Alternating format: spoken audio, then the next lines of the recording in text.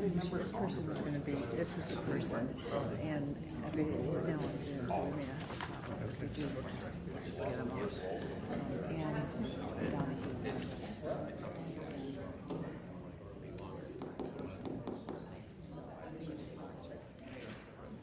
Do you need me to wait? Wave? 10 seconds. Yeah, are you gonna wave? I can. Yeah, that's what it says. I mean, You can come sit next to Andy. Okay. Are you good there? you could be with it. I'm looking at the screen. If you're online and you see me. Yeah. Well, yeah, if they're online, You're gonna be better off here if you can stand it. See you guys. Or a little coffee clash. Okay. I think we can go live.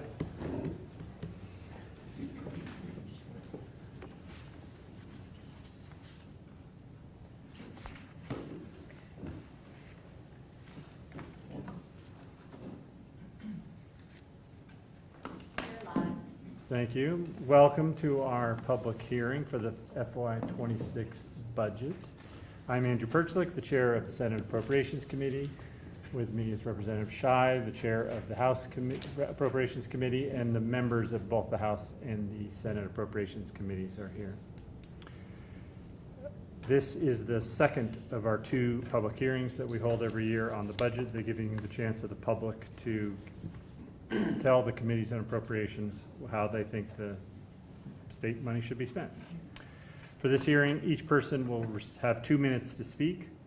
We have Scott over there doing the timer, and Jim Harrison, Representative Harrison here, will raise his hand to let you know when you have reached 10 seconds, when you only have 10 seconds left. Representative Shai will call the names of who is up immediately and then who's going to be on deck. Those that are on deck should be prepared to come up here to speak if you're in person.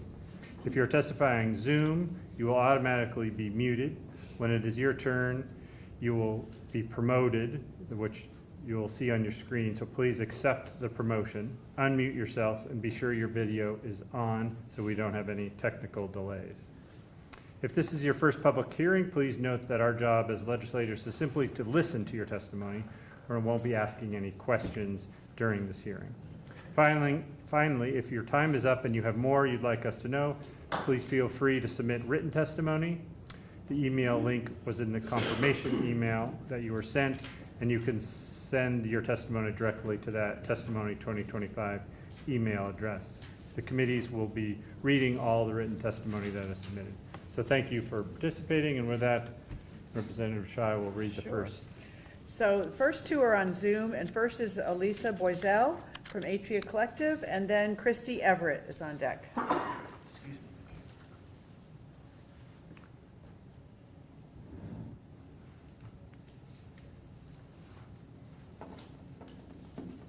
Do we have Alyssa?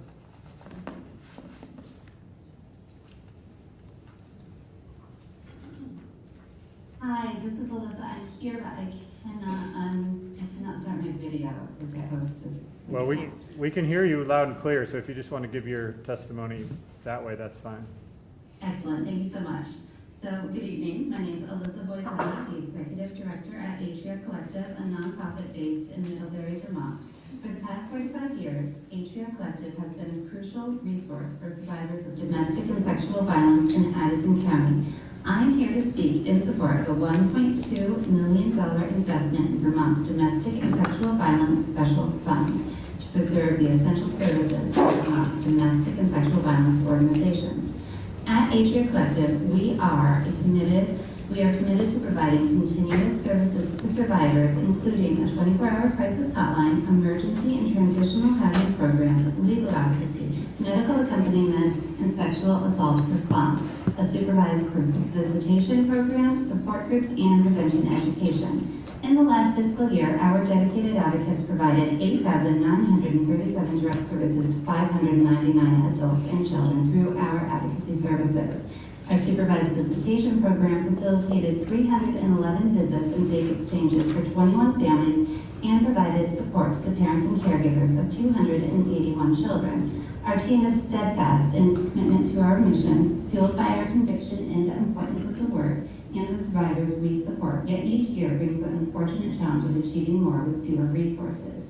Our data demonstrates that the urgency is clear and our future funding remains uncertain. The stark reality is that any reduction in funding will result in a decline in services. It is imperative that we increase our investment in these services now, and if we do not, we must confront the pressing question: what will happen to the most vulnerable members of our community? With reduced funding, how will we prioritize critical services to maintain and which ones to cease? Must we sacrifice our crisis services? So in closing, I'm asking you to please consider a $1.2 million investment in Vermont's Domestic and Sexual Violence Fund to preserve these essential services. Thank you for providing me the opportunity to speak with you today. Thank you. Thank you. Next up is Christy Everett on Zoom, followed by Alicia Post, who should be in the room. Hi, my audio is working, but apparently I'm having the same issue with video, so I will just start talking if that's okay. Yeah, that's fine.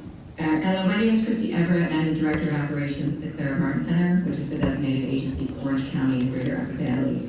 I appreciate the opportunity to testify today and to advocate for continued investments in the designated and specialized service agencies like the Clara Martin Center, with a specific ask for a 6.2% Medicaid rate increase based on analysis conducted by our CFO group. This rate increase translates into $13,950,000 in general fund dollars.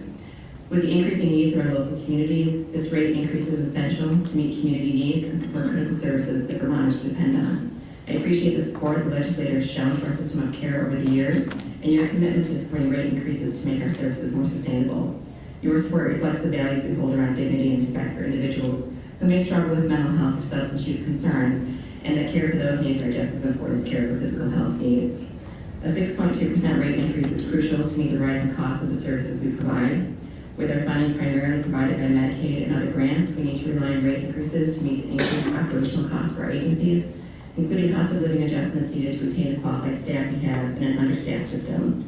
As a state, we have already seen the effects of what an underfunded system looks like, with specific agency programs closing their doors, high wait lists for services, and turnover in staffing, which directly impact care needs. Without rate increases, our services will continue to erode and threaten our ability to provide preventative upstream services. Without strong home community-based services, individuals are forced to seek care more costly facility-based care or emergency services. As an agency and part of the DA SSA system, we are committed to the work of supporting the most vulnerable among us, but need your support through this rate increase to continue to do this work. I appreciate the opportunity to advocate for this rate increase for our system, and thank you for the time you're taking to hear from so many different people as you make decisions in the best interest of Vermonters. Thank you for that testimony. Great, thank you. Next, we have Alicia Post, who's right here. And on Zoom, up next after Alicia is Johnny Gifford. Hi, my name is Alicia Post. I'm the co-director of outpatient services at Washington County Mental Health in Berlin, Vermont. Thank you for the opportunity to testify today. I'm here to advocate for a 6.2% Medicaid rate increase amounting to $13.95 million in general funds for designated and specialized service agencies like ours. This funding is critical to maintaining essential services for Vermonters needing mental health, substance use, and supports for people with intellectual and developmental disabilities. We deeply appreciate the state's recognition of our role in supporting the most vulnerable members of our community. Your commitment to mental health and substance use care and supports for individuals with intellectual and developmental disabilities is vital, and we are grateful for your continued support. A 6.2% increase is crucial for sustaining the work that we do. Our services include things like trauma treatment, providing individual and group therapy, case management, and dyadic work for children impacted by trauma. We also offer programs like reentry services for individuals involved in the correctional system, as well as evidence-based therapies like cognitive behavioral, dialectical behavioral, and eye movement desensitization and reprocessing. The demand for our services is growing, and recently we faced a 9-month wait list with high caseloads, complex needs, and a lack of competitive wages. We're struggling to retain skilled staff. Fewer people are entering the field of therapy, and many who can earn more in private practice. This leads to increased strain on our resources, making it harder to provide timely, effective care. When outpatient services like ours are underfunded, people end up in crisis situations which are far more expensive and less effective in the long term. It's like not having a primary care doctor without preventative ongoing care. People turn to emergency services when their needs escalate. While emergency care is essential, it's not a substitute for upstream services. A 6.2% rate increase will ensure that agencies like ours can continue providing these vital services and meet the growing needs in our community. Thank you for your time and thoughtful consideration of this urgent matter. Thank you. Thanks. Next up is Johnny Gifford on Zoom, followed by Jenna O'Farrell on Zoom. Hey there, looks like my video is working. My name is Johnny Gifford. I'm the Executive Director for Brattleboro Community Television. We're the community media center that serves Southern William County. I'm here today to ask you to support the Vermont Access Network with a base appropriation of $1.35 million in fiscal year 26 as part of a 3-year funding plan that we've developed in consultation with the Secretary of State's office. The work we do for our community has the power to change lives. I mean, anywhere from like connecting citizens to their local select board meeting, to teaching community members the latest technologies and digital literacy skills. I mean, I could keep going on. I want to tell a personal story since I know you've already heard from a couple of my colleagues. One of our members just released a documentary about a family-owned lumber mill that shut down after 87 years in the community. She did this entirely using our equipment from PCTV, our facilities, and our guidance over the course of 2 years. It's now selling at screenings across Southeast Vermont. It's scheduled to show in the main theater of the historic Latches Theater this weekend. And just seeing where she is now, we feel like proud parents. Her film has brought family and community together in meaningful ways. It's even brought like new, inspired members to our center who want to tell stories and use our resources to do that. So, you know, the point of this is that her work and the work that the rest of our staff, our board, and our members do just would not be possible without years of funding from Comcast Cable.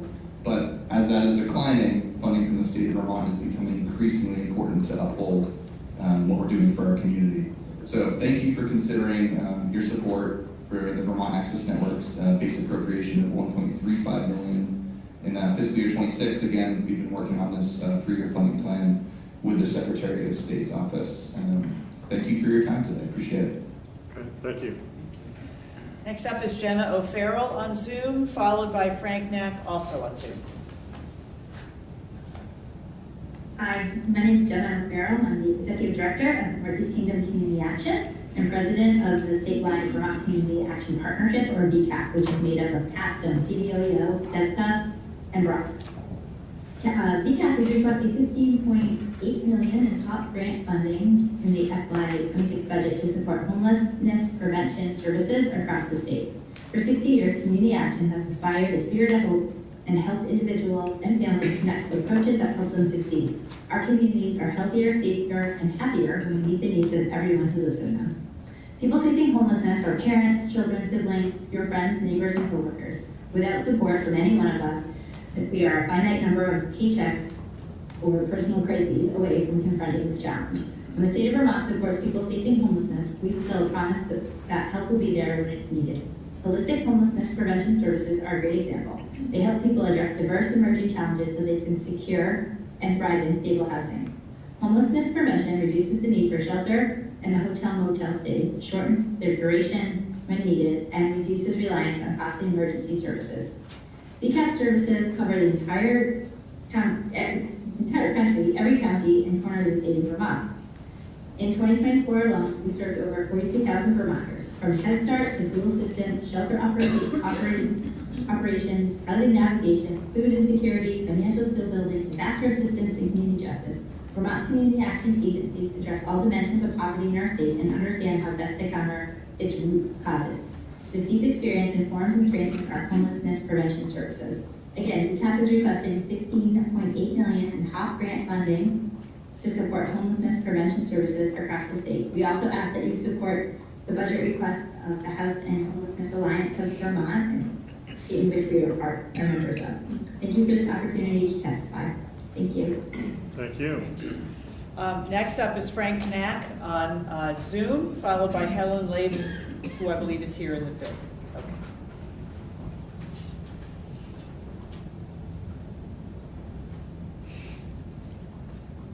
Frank's not there? Okay, He's not here? not here. Okay, Helen, come on up. And after Helen will be Mary Beth Pinar, who is on Zoom.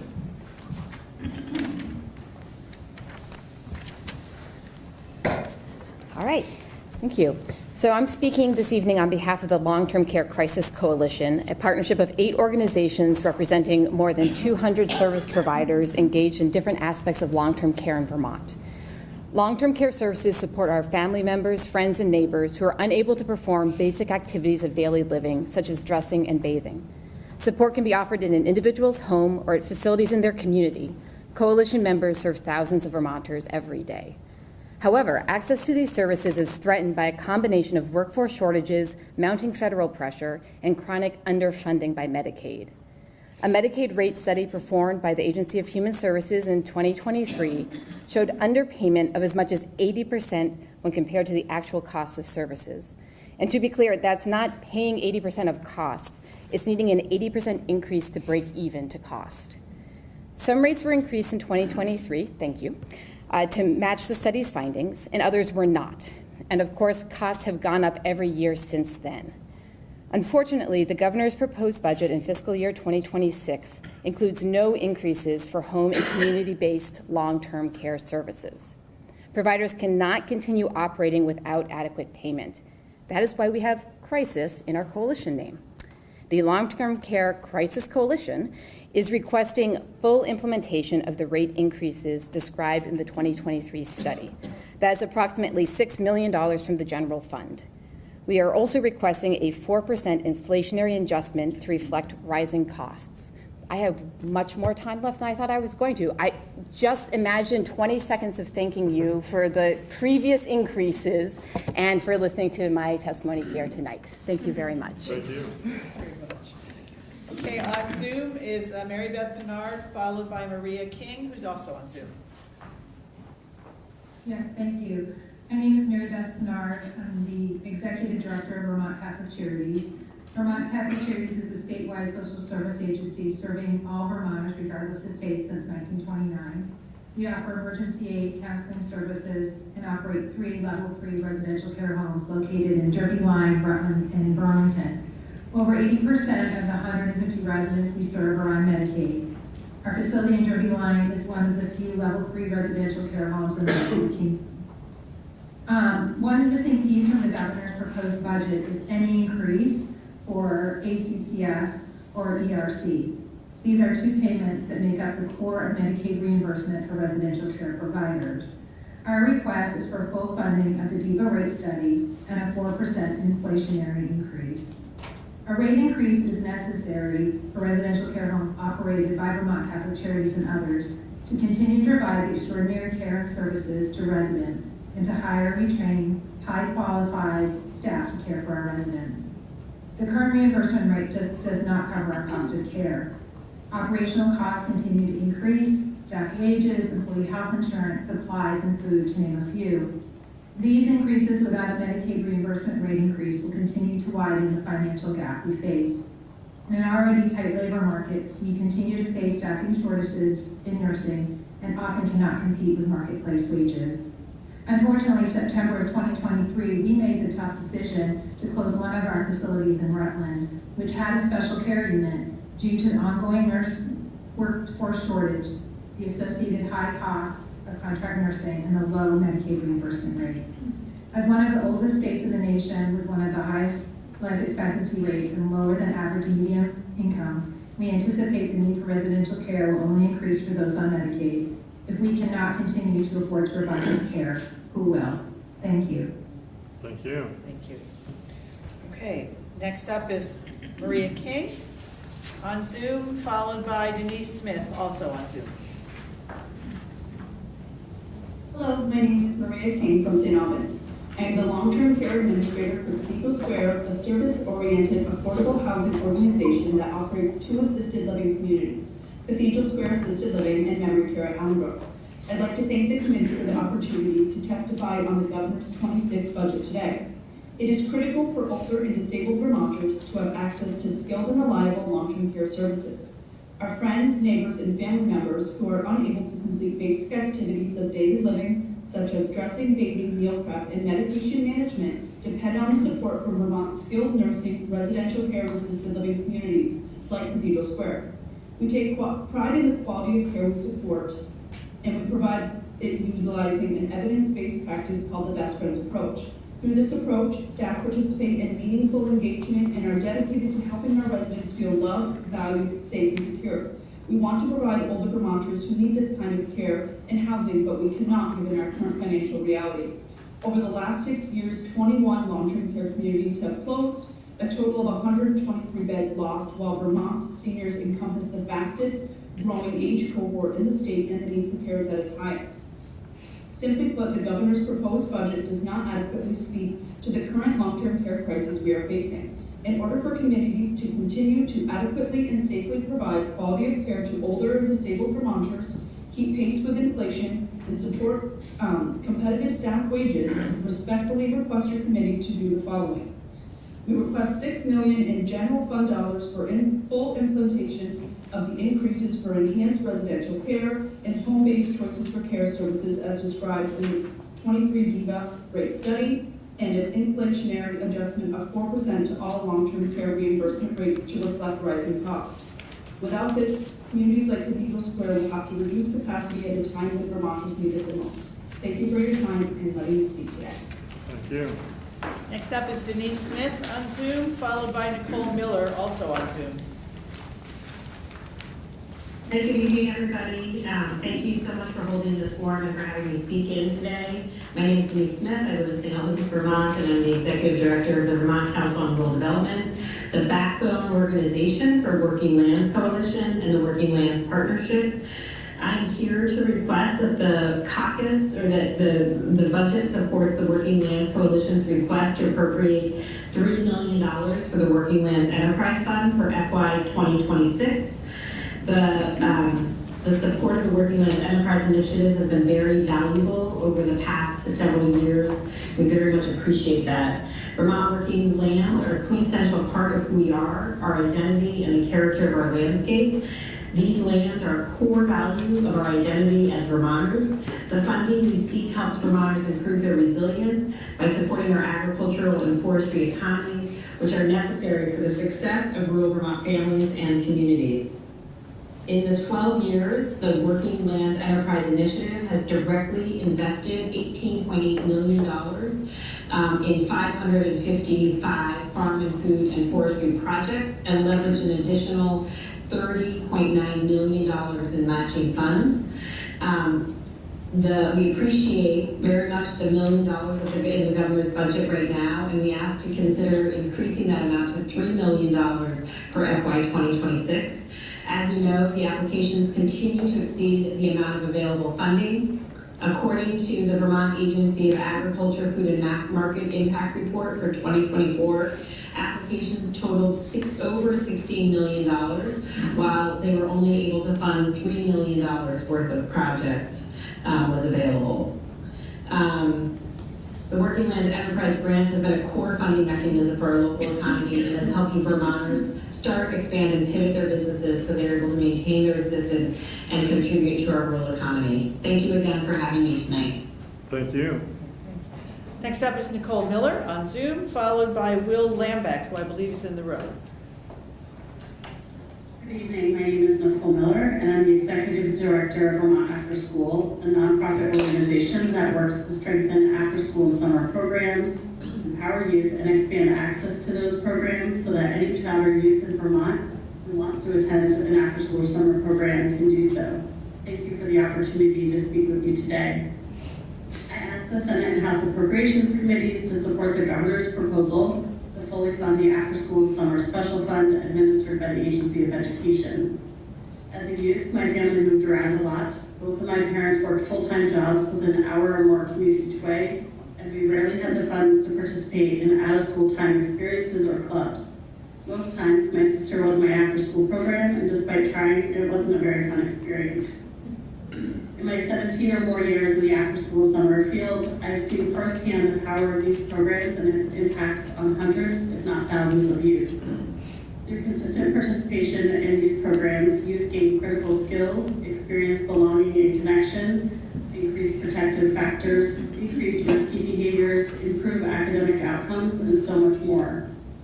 Furthermore, a 26-year longitudinal study from Dr. Deb Vandell and her colleagues at the School of Education at the University of California, Irvine, show consistent participation in programs predicts outcomes not only for the time in which youth are attending an after-school or summer program, but for years to come.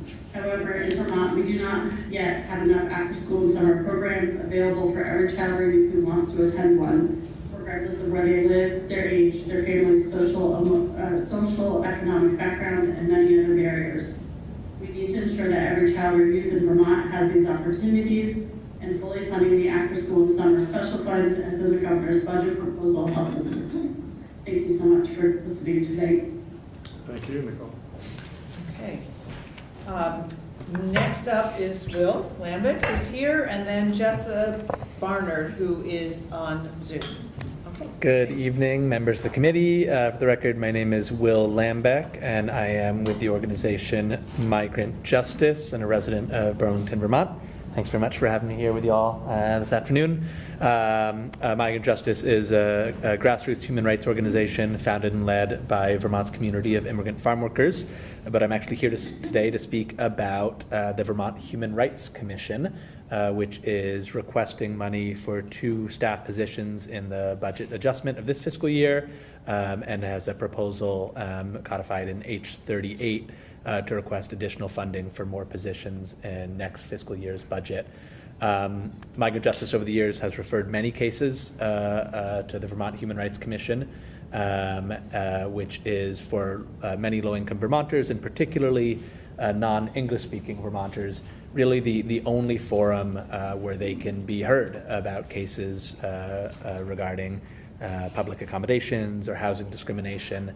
And I think we all know that in today's political climate, we're just going to see more and more of these cases happening. The staff of the Vermont Human Rights Commission has been excellent. They've always responded with the utmost professionalism, but unfortunately the wait times are long and getting longer, and that means for many people submitting complaints who have experienced discrimination, it takes months and months for their cases to be investigated and adjudicated, and for too many, justice delayed is justice denied.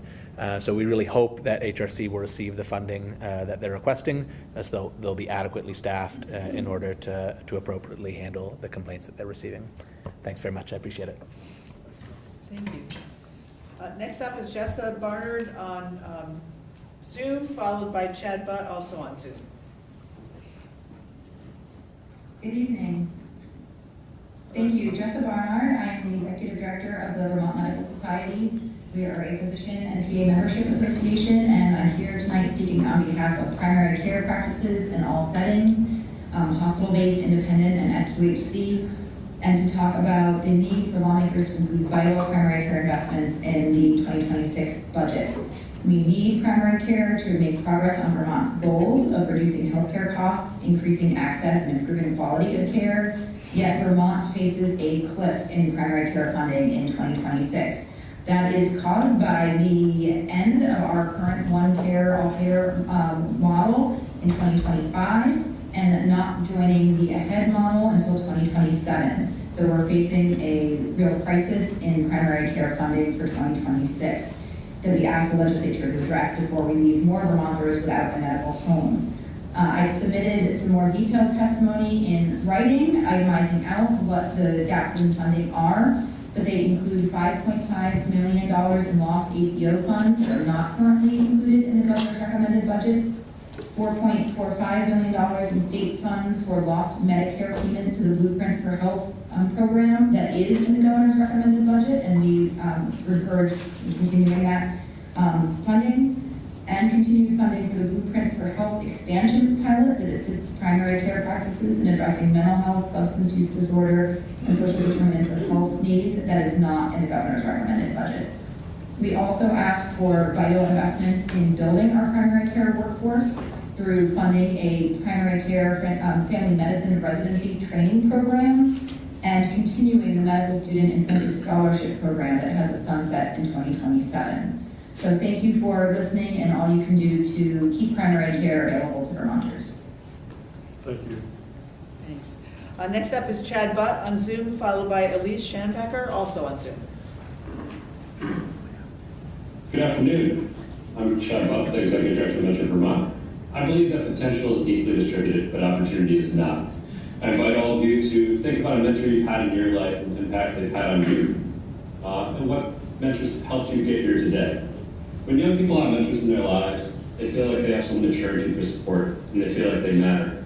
We see all too often in our communities across the state, young people don't feel connected and supported by their community. In the latest Youth Risk Behavior Survey results, only 54% of middle and high school students in Vermont express that they feel like they matter to their community. Yet we know that 96% of youth mentees report that their mentor makes them feel like they matter. Supportive mentor relationships are imperative for fostering youth mental health and healthy youth development. For a relatively small investment, we can help equalize the opportunity for access to a caring adult in a supportive relationship that can last a lifetime for a young person. Yet, 1 in 3 young people in Vermont will grow up without someone to turn to for support beyond their immediate family. Without someone to turn to for guidance, without someone to share their passions and dreams with, and without someone to explore their interests with.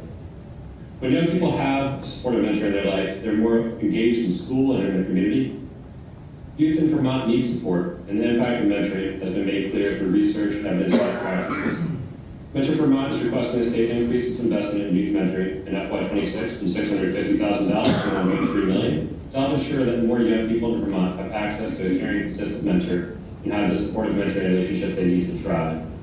Funding at this level will enable Mentor Vermont to provide mentoring agencies across the state with much needed funding to increase staff time and better meet the needs of their communities, and for Mentor Vermont to support the establishment of mentoring programs in underserved areas of the state. Mentoring is a cost-effective prevention tool and has lasting impacts on youth, mentors, and the greater community. An increased yearly investment in the state is greatly needed to ensure that young people are growing up with the supportive mentoring relationships they need to grow and thrive. Thank you so much for your time. Thank you. Next up is Elise Schenbecker on Zoom, followed by Jamie Dancero, who should be here in the room. Thank you, chairpersons and members, for the opportunity to testify today. My name is Elise Schenbecker, and I'm the Executive Director of Addison Housing Works and a resident of Verdun. I strongly support base funding for the Vermont Housing and Conservation Board at $36.9 million, as well as an additional $40 million to ensure all anticipated housing projects can move forward this year. Base funding is critical, but it only represents half of the HCP's recent funding levels. Vermont cannot afford to cut affordable housing production in half and produce fewer than half the 5,000 to 7,000 homes needed annually. In Addison County, AHW is putting state investment to work with tangible results. For example, we reinvested $5 million into a community wastewater system serving 67 Middlebury households with failing septics. The $650,000 state investment from VHCB leveraged $3.5 million in federal funds, not only ensuring these homes remain viable, but also potentially supporting additional new cost-effective manufactured homes. We've also completed preliminary engineering for over $20 million in additional infrastructure projects to sustain our MHCs, ensuring long-term affordability while protecting water quality, health, and safety. But without robust VHCB investment, these projects and critical rural housing they support are at risk. Another important budget priority is the mobile home improvement and repair program, but accessing it can be a challenge. Many residents who are working families, seniors, and people with disabilities struggle with the paperwork and online application process. Thanks to VHCB funding for resident services, AHW has helped residents secure over $450,000 in MHIR funds for essential home repairs and energy efficiency, funds that may have gone unused without this support. Finally, VHCB funds have helped us develop much-needed affordable apartments. To name just one recent example, VHCB's $1.1 million state investment in Firehouse Apartments leveraged $7.2 million in private equity and federal funding, creating 20 workforce housing units near jobs in downtown Bristol and boosting the local economy. VHCB funding is not just about building homes, it's about leveraging resources, maximizing impact, and ensuring all Vermonters have safe, stable, affordable housing. As Vermont pursues regulatory reform to unleash private development, we cannot leave our most vulnerable neighbors behind. Cutting VHCB funding now will slow economic growth and deepen our housing crisis. Please fully fund VHCB to meet Vermont's housing needs now and in the years ahead. Thank you for your time and consideration. Thank you. Next up is Jamie Dancero here in the room, followed by Christine Hazard, who's on Zoom. Good evening. My name is Jamie Dancer, and I'm the Director of After School and Summer Programming for the West River Education District in the Wyndham Central Supervisory Union, serving the communities of Jamaica, Townsend, Brookline, and Newfane. I am here tonight to urge you to support the Governor's proposal to fully fund the After School Special Fund. We are at a crossroads, not just here in Vermont, but across our nation. In uncertain times, one thing remains clear: after-school programs must be a priority. They require consistent, sustainable funding to continue delivering the engagement, self-confidence, and social-emotional support that our students need and deserve. These are not accidental benefits of after-school programs. They are essential components of the well-rounded education that Vermonters have valued for generations. I have seen firsthand how after-school programs help communities thrive. I have also seen communities struggle in their absence. In areas I serve, there is no other option without these programs. Children would go home to empty houses, left to their own devices, often consumed by screens without supervision or support. Worse yet, as we all know, unsupervised time can lead to dangerous choices, including vaping, alcohol, and drug use. Please don't force families to decide whether a child is old enough to stay home alone. Please don't ask children to stay out of trouble while they are left without guidance. Please continue to invest in after-school programs that keep our children safe, engaged, and supported. Some may argue that schools already provide activities during this time for students. That is true. Athletics, music, and theater are valuable, but not every child feels at home on a field, a court, or stage. Fortunately, many schools are taking steps to elevate after-school programs, recognizing their importance. Let's take this step as a state as well. By supporting the governor's proposal for the fund after school, you are sending a message to all families. Thank you for everything. Thank you. Yep. Thank you. Next up is Christine Hazard on Zoom, and after Christine is Daryl Rudy, who is in the room, or on Zoom? On Zoom, okay. Go ahead.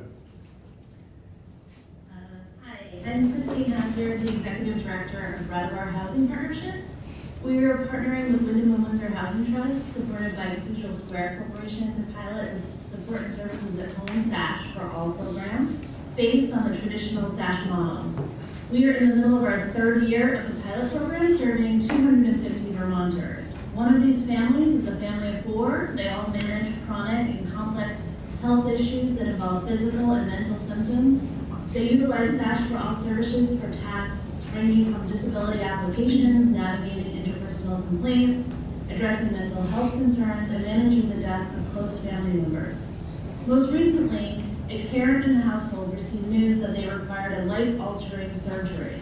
Right away, the SASH for All team planned for addressing these complex and emergent family needs through tasks like releases of information, scheduling care team meetings, and coordinating services from the SASH for All nurse and embedded wellness clinic, mental health clinician. Without these services, the family would have had significant decreased potential for positive emotional and physical health outcomes. While the governor's budget included gap year funding for the traditional SASH program, it did not include the funding to continue or expand SASH for All. We are ready to expand the pilot to serve approximately 1,200 people across Vermont, including the areas of highest need. It will cost $400,000 to continue the existing pilot and $2 million to expand the SASH for All across the state. Importantly, without the $400,000, the pilot will end and participants in Brattleboro will lose these vital services. Thank you for your consideration in continuing and to expanding the funding for the SASH for All program. Thank you. Thank you, Christine. Next up is Daryl Rudy on Zoom, followed by Sam Smith, also on Zoom. Hello, my name is Daryl Rudy, and I'm asking you to please invest in long-term home and community-based care. Like more than 13,000 other Vermonters over the age of 65, I have Alzheimer's and I've had it for 4 years. I live in St. Johnsbury with my partner Barb. I know my cognition and all functions connected to my brain are going to slowly decline. I need to know Barb and I will have the support we need for me to remain safely in my home or near St. Johnsbury. I don't know exactly what support I will need, but I know Barb and I will need help. The lifetime cost of Alzheimer's is estimated to be $400,000 or more, with more than 70% being borne by the family. Like so many other Vermonters, we will rely on choices for care or other Medicaid programs. I was shocked to learn the financial instability in this system, and I ask you to do everything in your power to ensure these services remain a viable option for us. To learn that long-term care providers that accept Medicaid didn't even get a cost of living increase in the budget this year is unacceptable. I'm asking you to please include an inflationary adjustment of 4% to all long-term care reimbursement rates and to do everything in your power to ensure home and community-based providers are able to support Vermonters like me in the future. And I thank you very, very much for listening to this and hope you take action. Thank you again. Bye-bye. Thank you. Next up is Sam Smith on Zoom, and then we will go to Sarah Kevlin, who I think is in the room. Hello, thank you for having me tonight. My name is Sam Smith. I live in Charlotte and work for the Intervale Center as the Farm Business Director. I have provided farm business planning support to hundreds of farmers statewide over the last 12 years. I am here today to voice my support for the Vermont Food Security Roadmap to 2035, which is a plan to promote a robust, viable agricultural sector engaged in providing food for local communities. The priorities outlined in the roadmap are essential to the community providers, farmers, and partners engaged in the on-the-ground work of ensuring Vermonters that they have the food that they need. The priorities outlined in the roadmap were developed with broad community involvement. Some of them involve state funding, and they all work towards a unified goal of creating a food secure Vermont. They move us toward a community where all are fed, farmers are able to earn enough to support their families. These priorities are all important for the push towards a just and equitable food system. The priorities are fund the Vermont Food Bank's appropriation request of $5 million, continue funding the Land Access and Opportunity Board so that it can perform its statutory powers and duties for improving land and housing access among historically marginalized and disadvantaged communities, appropriate $20 million for the Farm Security Fund to support emergency farm recovery from adverse weather events, convert $323,000 in one-time funding for Vermont 211 to base funding, and increase the public investment in Crop Cash Plus and Farm Share to $500,000 in base funding. All of the priorities listed will have a profound impact on the health of our fellow Vermonters and the viability of farms that are at the heart of our rural communities. They reinforce the resilience of our local food system that can weather the uncertainty of our current political moment and increasingly volatile impacts of climate change. These priorities are the conscious policy choices that feed our neighbors and strengthen farmers. We are already on the road to food security in Vermont, and by funding our coalition priorities, Sam, we gotta end move us further forward. Thank you. Thank you. Next up is Sarah Kevlin, who's right here, and followed by Denise Walton, who's on Zoom. Great. Good evening. My name is Sarah Kevlin. I work at Vermont Food Bank and live in Huntington. I'm here to ask the legislature to appropriate $5 million for Vermont Food Bank to support our ongoing responsive readiness and to support food purchase and distribution with our network of more than 220 food shelf and meal site partners. Testimony by so many representing organizations across Vermont tonight and since the start of the session reinforce so many of the challenges individuals and households are facing in this moment.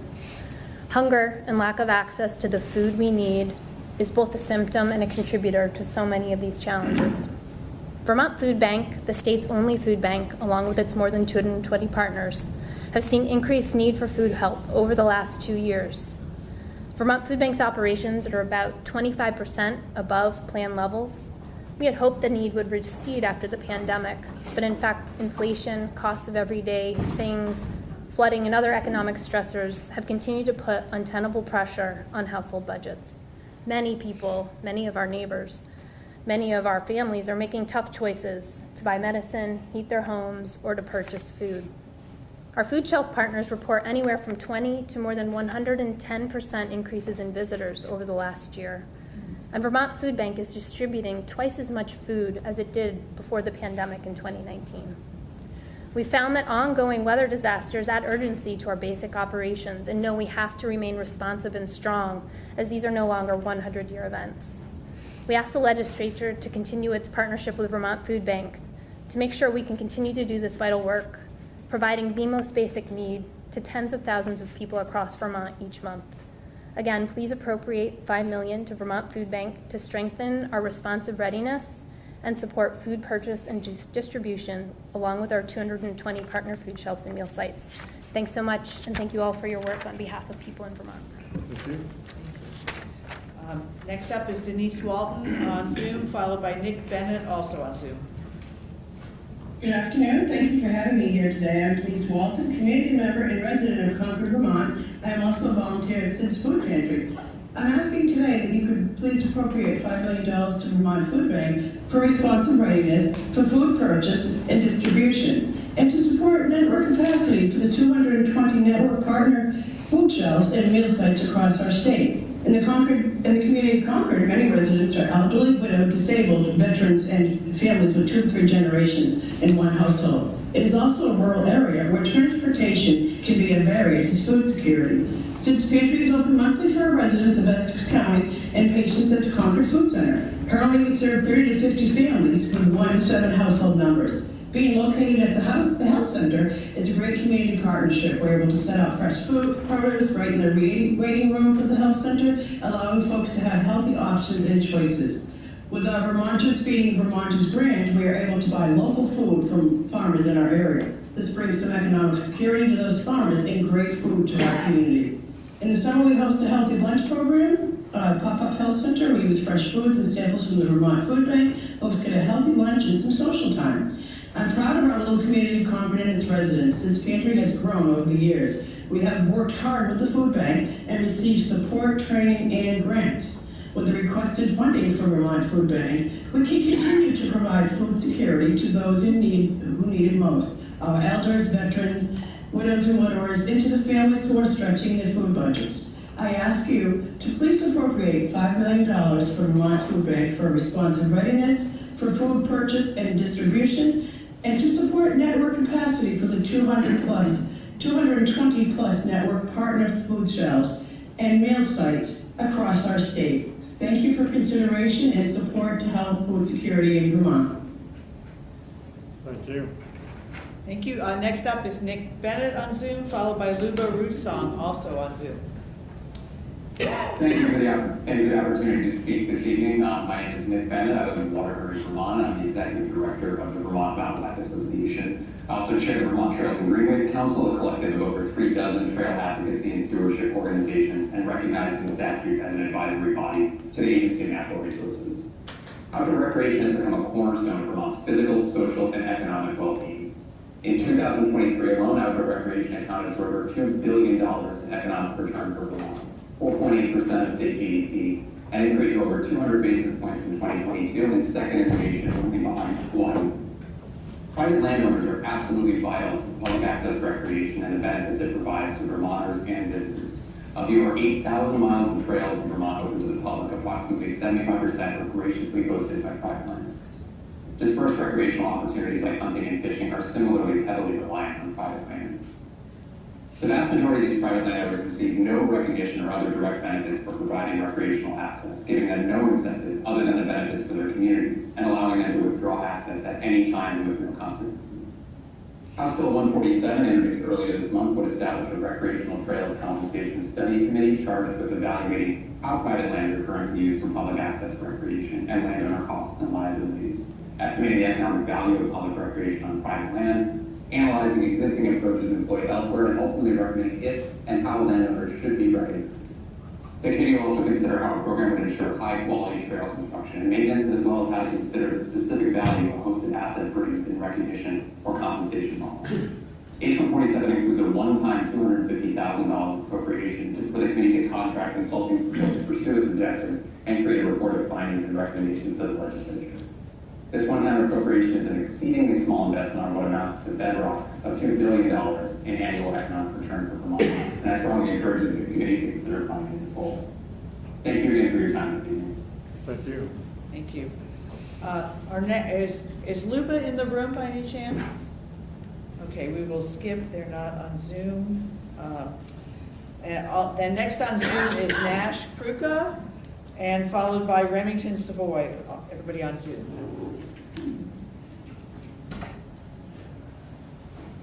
Nash, okay, go ahead. Hi, my name is Nash Kruka, and I'm the general manager at Runamok Maple.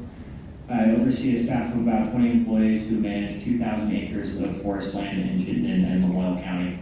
I am here to talk about my experience with the Serve, Learn, Earn program at BYCC, and I'm asking the legislature to include a $2.5 million for Serve, Learn, Earn funding in the base fiscal year of the 2026 budget. At Runamok Maple, we partnered with the BYCC in order to help us with our yearly need for staffing throughout the sugaring season, and this past September, I attended a job fair at BYCC's campus in Richmond. I had the privilege of speaking directly with many of their members about the work that we do in the woods of Runamok Maple, and from this single tabling event, I was able to fill our roster for the upcoming season, sparing me a significant amount of effort in searching elsewhere. Meeting the individuals in this fashion allowed me to see them in a setting where they were already comfortable, giving them the confidence to ask me many questions I wouldn't ordinarily get interviewing an applicant.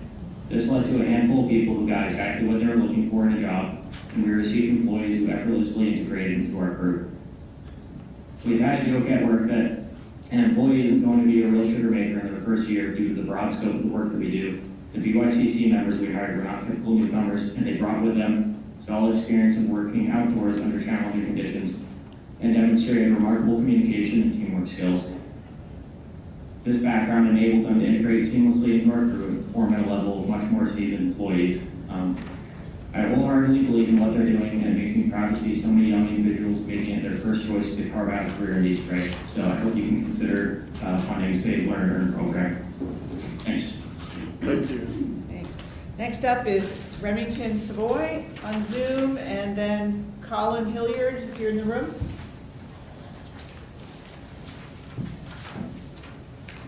Go ahead. Go ahead, Rim. My name is Remington Savoy. I live in Westminster, Vermont with my 2-year-old daughter and my husband. I'm employed by a parent-child center organization, and I'm a Head Start parent. I'm asking you to secure $500,000 from the Tobacco Settlement Fund to increase base funding of the integrated grant to allow parent-child centers to consistently and comprehensively provide tobacco cessation, referrals, and support for pregnant people and families with young children, as well as educate and support to ensure infants and young children are not exposed to secondhand smoke. For years, I've watched the women in my life deal with stress by smoking. When I was going through a difficult time in my personal life last year, I followed in their footsteps of quitting vaping. This is a habit that I'm not proud of. Vaping makes me feel mentally weak, and it upsets me to think that I have so easily fallen into this trap. I need to quit in order to be able to model healthy coping mechanisms to my daughter. Securing this funding will allow me to get resources that myself and so many other parents need to quit for good. Again, I'm asking you to secure $500,000 from the Tobacco Settlement Fund to increase base funding of the integrated grant to allow PCCs to consistently and comprehensively provide tobacco cessation, referrals, and support for pregnant people and families with young children, as well as educate and support to ensure infants and young children are not exposed to secondhand smoke. Thank you for the opportunity to speak today. Thank you. Next up is Colin Hilliard, who is here, and then on Zoom, following Colin, is Tina Zoom. Hi, my name is Colin Hilliard. I'm the Advocacy Director for ARP Vermont. On behalf of ARP's 110,000 members in Vermont, I want to thank you for the opportunity to testify today. ARP, 3 items I want to talk about. First, ARP requests a $235,000 appropriation for Home Share Vermont to expand its service area to include Orleans, Essex, Caledonia, Windham County, and the remaining towns in Windsor County. HomeShare's expansion plan involves sharing case managers from local partner organizations, thus maximizing the value of these funds. Expanding HomeShare's services statewide has been suggested by lawmakers for many years and has been identified as a strategy for supportive living in Vermont's Age Strong plan. Simply put, funding this expansion is an efficient and affordable way to tackle both the housing crisis and ensure that older Vermonters have more choices in living an independent and vibrant life. Second, ARP is requesting a $125,000 in general fund appropriation to establish the Age Strong Commission in order to advance, monitor, and administer the 10-year multi-sector plan on aging by advising and educating policymakers and the administration, in addition to advancing a culture of healthy, active aging through education and outreach. And lastly, ARP is a member of the Long-Term Care Crisis Coalition. I know you've heard from a bit here. And we want to highlight the coalition's two requests as well: a full implementation of the increases for home-based choices for care services and enhanced residential care as described in the 2023 DEVA rate study. That's a total general fund investment of $6 million and also an inflationary adjustment of 4% to all long-term care reimbursement rates. Long-term care is a critical service for our most vulnerable, and it enables Vermonters to age with dignity in our communities. Without budgetary supports, we could see further reductions in services and the closure of providers. Vermonters deserve a robust and sustainable long-term care system that can meet the changing needs as they age. Thank you. Thank you. Okay, next up is Tina Zook on Zoom, and Heidi Katz is also on Zoom. Good evening, Tina. On behalf of the American Heart Association, we'd appreciate it if you consider including the following in your FY2026 budget. The first would be $150,000 to provide a grant program, for Vermont schools most in need of resources to implement cardiac emergency response plans. Vermont's cardiac arrest survival rate is among the lowest in the nation at 7.5%, and that means most victims die. Survival rates are low because only about 40% of people who suffer a cardiac arrest get the immediate help they need from lay responders until EMS arrives. And Vermont's rural nature delays response time are even the best rescue services. We're working to pass legislation ensuring that schools and sporting events have cardiac emergency response plans, which can double and even triple survival rates. The plans create an emergency team that is CPR trained, have AEDs well placed and publicly accessible, make sure the devices are maintained, the plan is practiced with the drill, and the team integrates with EMS. While more than 200 Vermont schools have AEDs, this funding would help ensure equity by providing funds for schools that may have few resources. It could be used for AEDs and the cost of CPR training.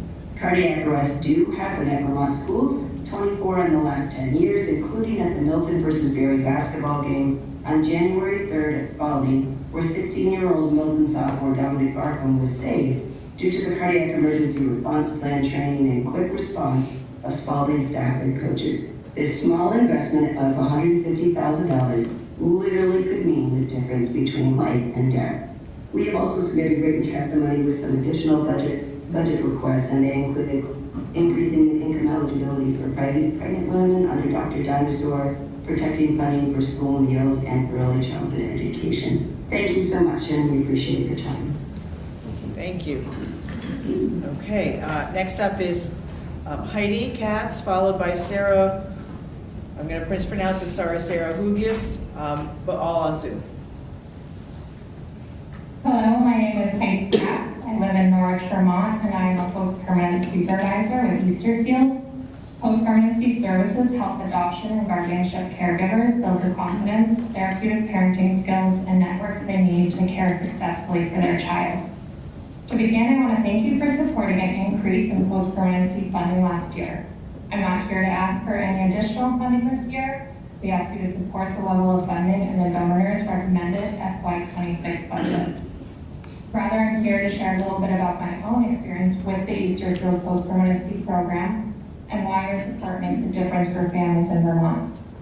My family adopted my younger brother when he was an infant. Like many families formed through adoption, we were naively optimistic. Over time, my parents learned firsthand about the significant impact that experiences in utero and during the first few months of life can have on a child's development. My brother would have explosive outbursts and tantrums that would last for hours, and my parents felt unequipped to parent him, despite having raised myself and my older biological brother fairly successful. They struggled understanding the system of care and knowing how and where to ask for help. Eventually, they were told about the Easter Seals post-permanency program, and they reached out for support. My brother is now 19 years old, and they're still receiving support from their original permanency worker. He's been a constant provider in their life, supporting them through difficult times and celebrating the growth that my brother and my parents have made. Knowing how valuable this program has been to my family, I decided to pursue a career in it to support families like mine in navigating the complexities that come with adoption and guardianship. I'm grateful to be a part of this meaningful work. I'd like to conclude by thanking you again for your continued support for post-permanency and for taking the time Thank you. Next up is Sarah Hugis on Zoom, followed by April Palmer, also on Zoom. Thanks, not too bad, it's Hugis, appreciate it. Thanks for taking the time to listen today. My name is Sarah Hugis, and I'm requesting that the legislature allocate $2.5 million in funding to the Serve, Learn, Earn program in the FY2026 budget. Serve, Learn, Earn is a Vermont-based workforce collaborative consisting of Audubon Vermont, Resource Vermont, Vermont Works for Women, and the Vermont Youth Conservation Corps. Together, we provide Vermonters with valuable opportunities to develop skills, give back to their communities, and earn compensation while pursuing careers in conservation and the trades. I'm a senior youth conservation leadership coordinator at Audubon, Vermont, where I oversee all Serve, Learn, Earn programs and directly supervise dozens of our participants. Since the program's inception, I've seen countless of success stories unfold, starting with my own. I was an environmental education AmeriCorps member for 2 years at Audubon, and then was hired as a sugaring crew assistant, and finally secured a full-time job in my current position. I know firsthand the confidence, community, and skills Serve, Learn, Earn programs provide. The positions we offer are the reason that some participants want to and are able to stay in Vermont, which is important to consider with our aging workforce. Besides myself, I've watched quiet, disengaged teens come alive in the woods while conducting forestry assessments, with some actually going on to pursue degrees in wildlife biology or environmental studies at UVM. Many of our interns and AmeriCorps members have landed careers in Vermont after working with us. Some of our alumni are employed at places like Shelburne Farms, Vermont Fish and Wildlife, Cox, the Howard Center, Public Schools, Vermont Center for Geographic Information, Vermont Center for Eco Studies, and more. Lots of organizations that are giving back to the greater community of Vermont.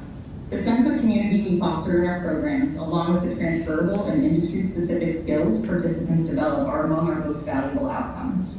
To continue compensating young people for these important roles and grow the workforce in our little state, we are again requesting $2.5 million in funding for Serve, Learn, Earn in the FY26 budget. Thanks so much for your time tonight. Thank you. Next up is April Palmer. The next person is canceled, so we won't hear from him. But then after that is Isaac Mbongo, who is in the room somewhere. So, okay. Hi there. Thanks for your attention. My name is April Students Palmer, and I live in South Hero. I'm the manager of the Champlain Islands Farmers Markets, and I'm also on the board of the Vermont Farmers Market Association. In both capacities, I work closely with NOFA Vermont and can attest that their work is essential for sustaining thriving farmers and healthy communities. I'm here today to support NOFA Vermont's request for $500,000 in base funding to strengthen Vermont farm viability and address food security by sustaining 2 proven programs, Crop Cash Plus and Farm Share. I manage 2 weekly farmers markets throughout the growing season in South Hero and Grand Isle. Every market, we have a number of customers who come to my table to utilize their SNAP and EBT cards. The Crop Cash program allows them to match their first $20 in benefits with Crop Cash coupons to spend on local fresh fruits and vegetables from our farmers. These coupons go a long way to stretch the tight budgets of those families who are most in need of food assistance. They also allow our hardworking farmers to be paid fairly for the literal fruits of their labor. The Crop Cash program enables our SNAP customers to shop locally at farmers market and increases the accessibility to fresh, nutritious food. In 2023, the Crop Cash Plus pilot program allowed customers to access not only fresh produce for their coupons, but also local eggs, meat, honey, canned goods, pasta, and bread. This variety was hugely appreciated by our customers and led to increased sales overall for many of our small business farmers. These programs have been instrumental in helping connect healthy, locally farmed food to families and folks who most need it, and to spread the idea that farmers markets and fresh food are for everyone. They also help strengthen our Vermont economy by encouraging folks to spend their dollars locally. To reiterate, I am here to support NOFA Vermont's request for $500,000 in base funding to strengthen Vermont farm viability and address food security by sustaining 2 proven programs, Crop Cash Plus and Farm Share. Thank you for your time. Thank you. Next up is Isaac Mbongo. And then on Zoom is Autumn Moen.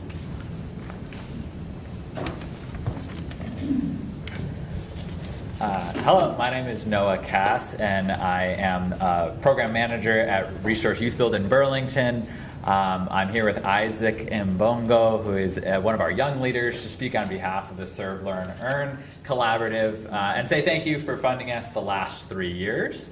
And we're explicitly asking for $2.5 million to be included in FY2026 budget. Your funding allows us to work with truly brilliant young people like Isaac, and I'll let Isaac talk about the Youth Build program from here. Hello, my name is Isaac Mbongo. I'm from Democratic Republic of Congo. I'm a student from Youth Build. First, construction is my passion for my life. That is why I chose Youth Build program. Youth Build is important to me because Youth Build is different than Burlington High School. At Youth Build, we have school and we work with the community. This year, we work to building affordable housing with the Habitat for Humanity. We are working on the housing destroyed by flooding. Every week, we also go to Feeding Champlain Valley and help people get food for free. I'm feeling very happy and excited to learn so many things from construction in English. I have more confidence from Youth Build because I learned the construction mindset. That means it is important to have good attitude and to be respectful to anyone. I like Youth Build because we not have construction practice every day, but we also have math class, science class, and English class. That is help students from high school get credit. Like me, when I finish Youth Build, I will also get my high school diploma.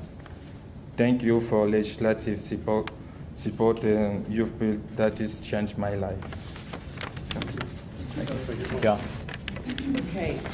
Next up is Autumn Moan on Zoom, followed by Aiden Otterman, also on Zoom. Hello, chairs and members of the committees. My name is Autumn Moen, and I work at Hunger Free Vermont, and I'm a resident of Burlington. Thank you for the opportunity to testify today in support of legislation that will instruct the state to opt into the SNAP Restaurant Meals Program and allocate necessary funding to ensure its successful implementation. Specifically, H151 and S42 request $100,000 for a dedicated staff position within the Department for Children and Families, or DCF, to administer the program, and a fund of $75,000 to support restaurants' costs when enrolling, including changes to point-of-sale machines or software to accept SNAP benefits. DCF administers the state's 3 Scores Vermont program, which is Vermont's name for the federal SNAP program. While a federal nutrition program, states have options to tailor SNAP to the needs of the state. The Restaurant Meals Program is one such option. This program allows older adults, people with disabilities, and those experiencing homelessness to use their federally funded 3 Scores benefits to purchase hot meals at authorized restaurants. These populations often face significant barriers to accessing, storing, and preparing food, and ultimately using their 3 Scores benefits at all. By expanding 3 Scores benefits to include restaurants, we can ensure these vulnerable populations have access to the food they need. 9 states have already implemented the Restaurant Meals Program, and their experiences underscore a critical lesson. Without dedicated funding and staff, the program struggles to function effectively.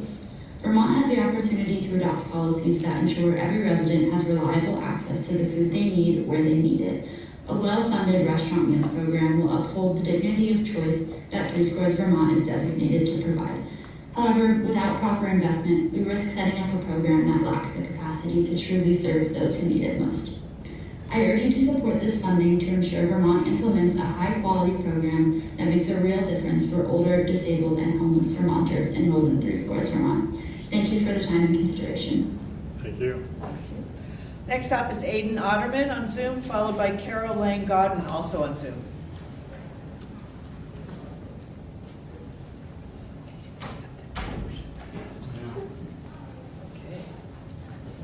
Go ahead, Aiden. Sorry, my mute was not working. Good afternoon, my name is Aiden Otterman. I am from West Topton, Vermont, and I'm chair of the Youth Voice Committee for the Vermont State Youth Council. I'm here today to request that the House and Senate Appropriations Committees ensure that there is funding for the Vermont State Youth Council in the fiscal year 2026. Vermont State Youth Council has been a key player in giving a voice to the youth of Vermont. And while the council itself is still in its infancy, we believe that we have many years of hard work representing the youth ahead of us. But without funding, that future is destitute. And without that future, around 24% of the population would lose their voice in state government. It is important that the council has the funding it needs to operate as a platform for youth civic engagement, and I ask that you please ensure that there is funding for the Vermont State Youth Council in the fiscal year 2026. Great. Thank you. Next up is Carol Langon, followed by Keely Agin. All on Zoom.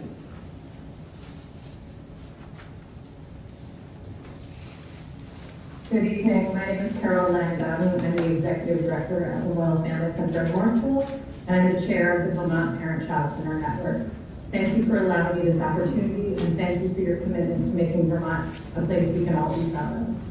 We respectfully request that you support the Vermont Parent-Child Center Network's request to secure $500,000 from the Tobacco Settlement Fund for the base funding of our integrated grant.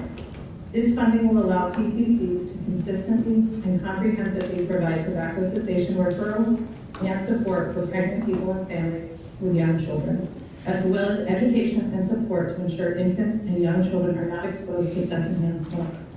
Smoking cessation, prevention, and education activities will be embedded in the 8 core services offered by all 15 centers. Last year, PCCs served over 18,000 children and 17,000 parents statewide. PCC staff commonly see families in their homes or other comfortable settings and can develop trusting relationships, putting them in a unique position to provide referrals to cessation programs, education around secondhand smoke, and resources for coping without tobacco. Success in quitting and remaining smoke-free is more likely among people who have consistent social support and encouragement, which PCCs can provide. Again, we ask that you support the Parent-Child Center Network's request to secure $500,000 from the Tobacco Settlement Fund for the base funding of the integrated grant. This funding will allow us to more consistently and comprehensively provide tobacco cessation referrals and support for pregnant people and families with young children, as well as education and support to ensure infants and young children are not exposed to secondhand smoke. Thank you again for your time today and for your ongoing dedication and service. Thank you, Keely. Thanks. Keely's up next, and then Maddie Kempner. Good evening. My name is Keely Agan, and I am the Early Childhood Nutrition Manager at Hunger Free Vermont and a lifelong Vermonter living in Burlington. Thank you, chairs and committee members, for the opportunity to provide testimony in support of our request for an appropriation of $182,000 as an incentive for child and adult care food program sponsor organizations. The Child and Adult Care Food Program, or the CACFP, is the most equitable way to provide nutritious meals and snacks in early childhood education settings because all children receive the same developmentally appropriate nutrition. In order to participate in the CACFP, family child care home programs are required to work with the CACFP sponsor organization. Without CACFP sponsor organizations, family child care home programs would not be able to participate in the CACFP, and many children in Vermont would not be able to access nutrition in their early childhood education programs. In recent years, the number of CACFP sponsor organizations has declined because the financial and capacity burden of being a CACFP sponsor organization became too much. The 3 CACFP sponsor organizations in Vermont are Brock Community Action Agency, Capstone Community Action, and the Winston Prouty Center for Child and Family Development. These 3 sponsoring organizations are responsible for administering CACFP for family child care home programs across the entire state, and at this time, the federal administrative payments that the CACFP sponsoring organizations receive do not adequately cover the cost of being a sponsoring organization. Thank you again for your consideration of our request to appropriate $182,000 to distribute among the 3 child and adult care food program sponsor organizations as an incentive to participate as a sponsor of the CACFP for family child care home programs. Please support this important initiative that will help more small, home-based family child care home programs ensure that children have access to nutritious meals. Thank you so much. Thanks, Keely. Thanks. Next up is Maddie Kempner, followed by Yasmin Zeisler, all on Zoom. Okay. Thank you all for your important work and for taking the time to hear from members of the public this evening. My name is Maddie Kempner, and I'm the Policy Director at the Northeast Organic Farming Association of Vermont, NOFA, and a resident of Cambridge. I'm here today to ask you to support $20 million in the FY2026 budget for farmers to recover after a climate emergency or extreme weather event. These past two growing seasons, farmers experienced a late spring freeze, unprecedented flooding, and other extreme weather that devastated our state's agricultural communities. Flooding destroyed crops and livestock, damaged farm infrastructure, and in some cases washed away entire livelihoods. Many farms lost an entire season of planned revenue, and our state's farmers have now collectively endured tens of millions of dollars in damage and loss over the past 2 years. NOFA has had our own farm emergency fund in place since 1997. Since that time, and especially in the past 2 years, we've learned a lot about what farmers go through when a flood or other weather emergency happens. The state collectively has learned a lot. We know that federal programs like crop insurance are not designed for or accessible to many of our farmers here in Vermont. The Agency of Agriculture's survey following the flooding in 2023 found that 70% of respondents were not covered by any form of crop or livestock insurance. In 2024, that number was still at 57%. And it's not for lack of trying. Most of the current federal programs and systems for farm disaster aid involve complex, administratively burdensome application processes, and in the end often provide too little meaningful relief to make the hassle worthwhile. All of this further taxes a farmer's mental health in a time of acute crisis. Many of our farms cannot afford to weather impacts like the ones we've seen the past 2 years again and again. The state has a substantial interest in securing our farms' futures, and failure to support their recovery puts Vermont's food security, our rural economies, and our climate resiliency at risk. Our farmers aren't just growing food.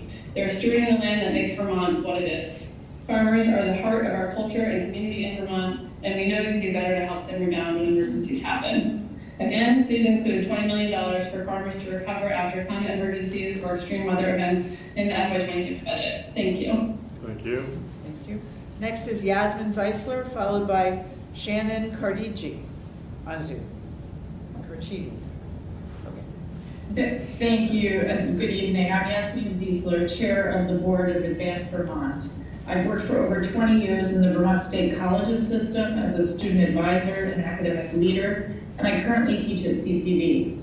I'm here to speak to Advanced Vermont's request for $350,000 in base funding to support My Future VT. It's the state's only free online resource for career and education exploration and planning. It's a vital resource for people of any age, as well as those who support them, like our career and school counselors, teachers, employers, and family members. It provides a one-stop solution, integrating Vermont's education programs, its funding sources, and career information, all in a user-friendly website designed to support Vermont's vulnerable and underserved communities. I'm also a resident of East Montpelier, and like my fellow Vermonters, this is the time of year when I read our school district's annual report. For me, one of the most important details is what the report says about the future plans of our community's high school graduates. We celebrate graduation rates and students who continue to 2- and 4-year colleges, but what's missing for me are students' plans for other important career pathways through apprenticeships, certificates, military service, and other employer-supported opportunities. What I want for all Vermonters is that they have information to explore careers in education of all kinds. Sustaining My Future VT is therefore not just a budgetary ask, it's a crucial investment for the people of Vermont and the public. With legislative support since its launch in 2021, My Future VT has become a go-to resource for over 120,000 users. State support in the form of a base appropriation will ensure that it will remain a free, accessible, statewide resource. Thank you very much. Thank you. Next up is Shannon Carchidi, quite close, and Stephanie Carvey after that. Hi, good evening. Thank you all for being here. My name is Shannon Carchidi. I'm the Executive Director with the North Central Vermont Recovery Center, also known as NCVRC. We're located in Morrisville and serve all of the Lamoille Valley. NCVRC has been a member of the Recovery Partners of Vermont since 2023. I'm here tonight to ask for your support of a base increase of $1.6 million for Vermont's local recovery centers in the Department of Health's budget. We are also asking for you to direct $500,000 in opioid abatement special funds to establish an oral health fund for people in early recovery. Recovery centers are a vital resource within our system of care and offer a safe, grounding space for individuals and families seeking support with substance use disorder. Our peer recovery coaching, volunteer programs, support groups, and health and wellness offerings are tailored to meet people where they are on their recovery journey. In 2024, in Morrisville alone, we recorded over 8,000 visits to our recovery center. For all of the reasons listed above and the variety of services I've shared, the need is apparent and our impact is powerful. Access to an oral health fund would really impact those we serve by increasing health awareness, building self-confidence, and empowering folks to rebuild their lives. Again, we please ask for your support of a base increase of $1.6 million for Vermont's local recovery centers in the Department of Health's budget, as well as $500,000 in opioid abatement special funds to establish an oral health fund for people in early recovery. We do appreciate your continued support, and thank you for your time in hearing this testimony this evening. Thank you. Thank you. Next up is Stephanie Carvey, followed by Elias Burgess. Good evening, everybody. My name is Stephanie Carvey. I'm the co-executive director of the Rutland County Parent-Child Center. Our agency is one of 15 centers as part of the Parent-Child Center network, providing services for families specifically in Rutland County. I'm here today to request $500,000 from the Tobacco Settlement Fund for the base funding for our integrated grant, allowing parent-child centers to consistently and comprehensively provide tobacco cessation referrals and support for pregnant people and families with young children, as well as education and support to ensure infants and young children are not exposed to secondhand smoke. Working primarily in early education, I have a unique advantage of seeing families every day. Although our primary role is to support children reaching milestones and becoming kindergarten ready, we often are embedded into the personal lives at a deeper level. Working as part of a larger agency, we can support families with opportunities to reach new levels of success, in turn giving their children a stronger start in life. Success in quitting remaining smoke-free is more likely among people who have social support and encouragement. Embedded strategies for tobacco cessation into our work not only allows us to better assist individuals in reaching their quitting goals, but also promotes collaboration and sustainable healthy habits in life. This foundation is crucial to maintaining the momentum of positive lifestyles for future generations. Supporting families reaching their greatest potential is what we're here for, which is why we would like to secure $500,000 from the Tobacco Settlement Fund for the base funding in our integrated grant, allowing parent-child centers to consistently and comprehensively provide tobacco cessation, referrals, and support for pregnant people and families with young children, as well as education and support to ensure infants and young children are not exposed to secondhand smoke. Thank you for your time and consideration of our request. Thank you. Next up is Elias Burgess, followed by Miranda Dalton. Hi, my name is Elias Burgess. I live in Brattleboro. I am the executive co-director of Trinity and Wyndham County, a nonprofit recovery center, which is a member of the Recovery Partners of Vermont. I am asking you to support a base increase of $1.6 million for Vermont's local recovery centers in the Department of Health. We're also asking you to direct $500,000 in opioid abatement special funds to establish an oral health fund for people in early recovery. Over the last few years, our community has faced unanticipated and unprecedented challenges. I am immensely proud of how the town I grew up in has organized to address the needs of the vulnerable population that is still growing in our community, and I'm equally proud of the role that our center continues to play in that effort.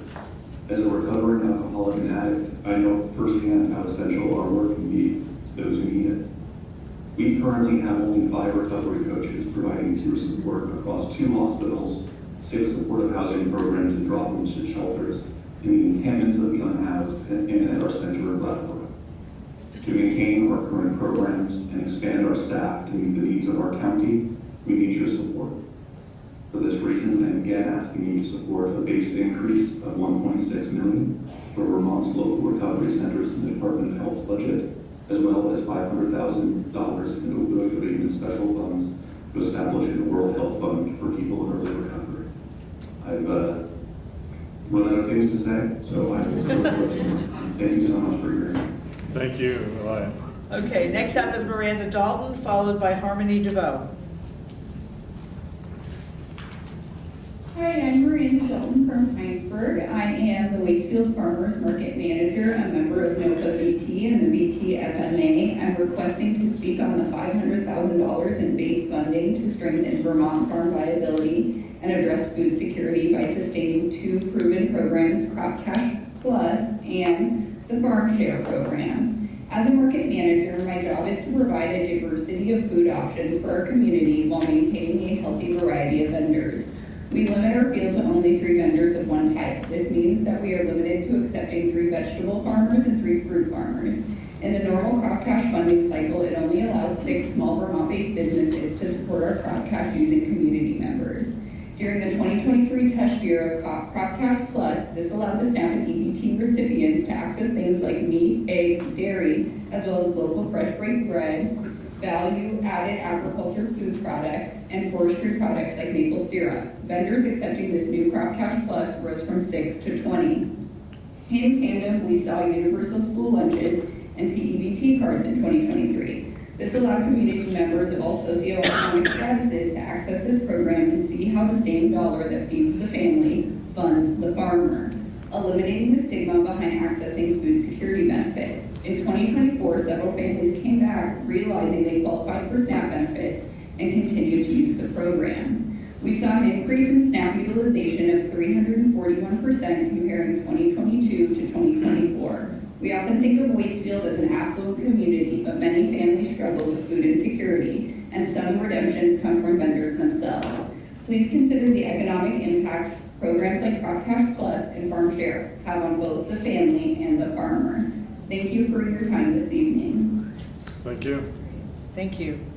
Next up is Harmony, and I think Andrea is not here, so after that would be Ward Nile, who I believe is here. Okay, great, so Harmony's next. Okay. Hello, my name is Harmony Valdivo. I live in Warren, and I am the council chair of the Vermont State Youth Council. I ask that funding for the Vermont State Youth Council please be continued. The State Youth Council was formed in 2022 with the purpose of providing young Vermonters an official means of providing advice on policies that impact young persons in Vermont. This was to ensure Vermont's children and young people achieve their potential, and that Vermont has open, effective, and inclusive government. The council is currently composed of 26 youth. The council consists of the following 5 committees, each tasked with providing recommendations that apply to their topics: youth voice, education, equity and anti-racism, climate change, and youth mental health. Each committee has a chair who are also members of the executive committee, which creates agendas and decides priorities for the council. Since the council has been formed, we have written numerous bylaws to outline how the State Youth Council should work. We have also presented recommendations to the General Assembly and the Governor. We've shared knowledge and learned from multiple legislators during our Zoom meetings. We've also hosted one public hearing to better understand what topics Vermonters are wanting legislation to address. Additionally, we have sent out a survey to Vermont students so the council can aim to represent all Vermont students' opinions, not just those of our members. We also plan on providing more testimony on bills we agree and disagree with. The State Youth Council is important for the state of Vermont. When working in a system when our adults are given the most power, it is important that youth have the opportunity to have their opinions taken into account when legislative decisions are being made that affect youth's lives. Youth make up approximately 24% of Vermont's population. If they weren't rightfully represented in the legislature through the State Youth Council, this would mean a large number of Vermonters affected by legislators' decisions wouldn't have a say in it. I ask you to continue funding for the Vermont State Youth Council in order to allow Vermont youth to work with legislators to advance the state of Vermont. Thank you. Thank you, Harmony. Thank you. And next is Ward Nile.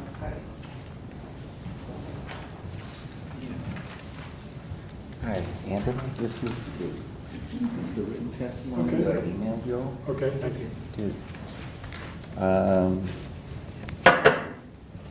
It's been a while since I've been at the State House. It looks really good.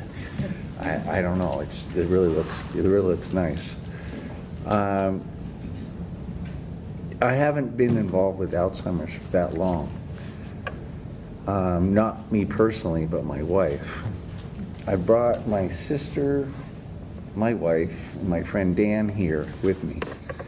I appreciate that you gave me the chance to testify and to share my testimony with you. And that's important to me. The reason I'm really here is to give you an opportunity to ask questions from what I shared with you, assuming you've already read it. So, you know, I'm kind of trying to open the floor to you folks to answer any questions you might have.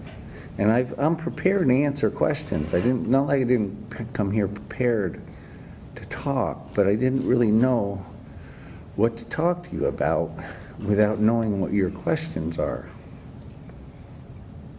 So it looks like your main concern is about adult daycares. That's the subject. And I covered a lot in there because I tried to explain what it's like, you know, and what are the sports that are even there for people. I didn't get into specifics, and you've probably heard specifics from others here. But I tried to give you a perspective of what is happening to me with being involved with Alzheimer's. And, you know, I can't tell you everything because it takes too long. Right.